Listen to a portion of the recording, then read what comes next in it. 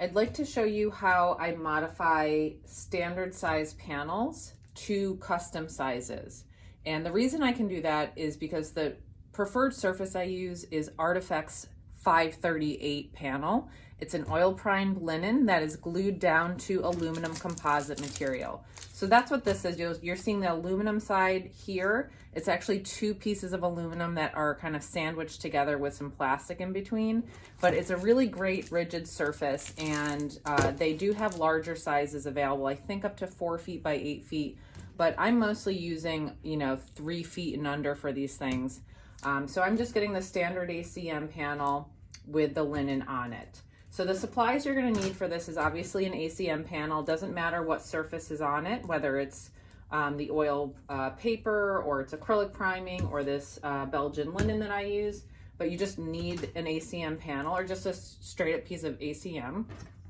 I recommend using a T-square or a flat ruler. You will need a blade or an X-Acto blade of some kind. I like the kinds that can retract and come out a little bit further than a typical small one, and then a pencil to mark it. I'd also recommend getting a cutting board. Now, I've cut on my table plenty of times, which I probably should have taken better care of it, but it's just a piece of plywood. But in general, cutting board is a good idea because then you're not digging into your table over and over again. So to cut this down, these are the supplies we need. And for now, we're just going to take this out of the plastic.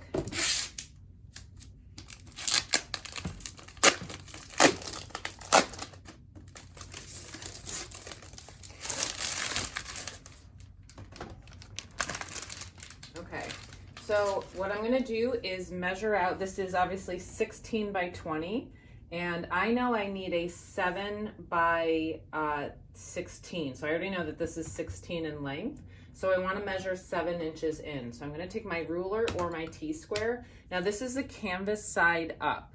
I'm obviously marking this on the canvas side up because I need to cut on the canvas side up. I need to cut the canvas first. So I'm marking it on the side. Now, if you're not totally sure where you want to cut it, you can also mark on the back with a permanent marker or a pencil. But when you actually go to score this, if there is a canvas on the top, you're going to want to do this on the canvas side. So I'm going to be marking 7 inches over, and I'm just going to make a little dash on the canvas side for 7 inches. I'm just going to make a few dashes because what I'm going to do is then connect the dots with the ruler this way, and that's the line I'm going to be cutting on.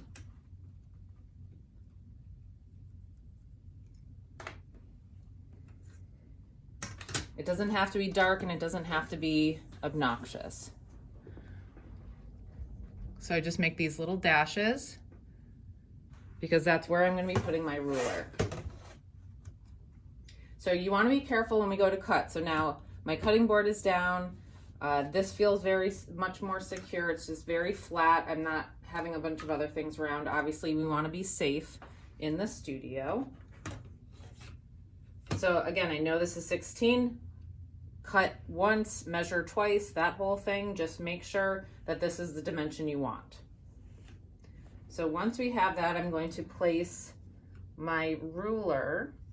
I don't always love that this is a little bit thicker, so sometimes I'll just use the other side, and I'm going to connect the dots with the ruler.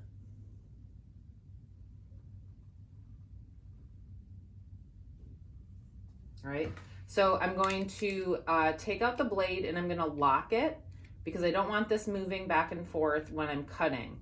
You want to make sure that you're holding this very strong. And you're trying to pull straight back because you don't want to slide into the knife and then over to your thumb. I did that plenty of times when I was a graphic designer, and I've learned my lesson, but just try to be careful and make sure you're following the guide of the ruler, not digging into it. So we're going to be cutting the canvas. So keep in mind, we're not digging into the metal yet. We're just going to do a single one to start the groove that the knife is going to go in, so you don't have to go excessively hard. Again, be careful. So sometimes if you just want to practice, you just do a light draw and then you go over it again. And you can hear it going right through the canvas. And I'm going to do it again. And you can start to feel when you're hitting the metal, and if it gets stuck, don't force it. Start over again and draw backwards. Now I'm going to do this a couple more times just to make sure I get a nice score in the ACM. And then one more time. Okay. So now we have a nice score in our canvas panel. So what I'm going to do now is I'm going to turn this so that the scored section is out over the table. Okay, so what I want to do now is I want to make sure I brace this part, and what I'm going to try to do is put pressure on this part so that it'll snap. And so you might need to push, give it a little bit. There you go. You can see how nice and easy that is. So once it bends, you've already split through the first top of the metal and the plastic, and simply all you're doing is creasing the metal on the back. So then I'll pick it up, push it back and forth a little bit, and then once you go the other way, it's a nice, clean, perfect cut. So now I have this panel that's going to fit really nicely in that frame I bought on accident, and I'm ready to go. And I can always use this and cut it down to whatever size I need. This is one of the really huge benefits I find for using the ACM panels.